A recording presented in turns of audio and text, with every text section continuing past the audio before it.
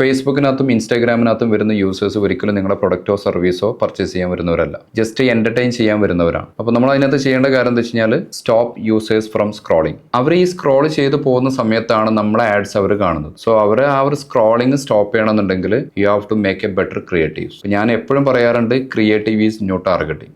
After Andromeda updates നിങ്ങൾ പല videos നിങ്ങൾ കണ്ടിട്ടുണ്ടായിരിക്കാം, ഞാനും പല പ്രാവശ്യം പറഞ്ഞിട്ടുണ്ട്. സ്റ്റിൽ നമ്മളെ പഠിച്ച പാട്ടേ പാടും എന്നുള്ള രീതിയിലാണ് പലരും ആഡ്സ് ചെയ്തുകൊണ്ടിരിക്കുന്നത്. സോ നിങ്ങൾക്ക് ഒരു ബെറ്റർ ആയിട്ടുള്ള ക്രിയേറ്റീവ്സ് എങ്ങനെയാണ് ചെയ്യാന്നുള്ളതിൻ്റെ ഒരു 50 ആഡ് എക്സാമ്പിൾസ് വേണമെന്നുണ്ടെങ്കിൽ ഞാൻ നിങ്ങൾക്ക് ഷെയർ ചെയ്ത് തരാം.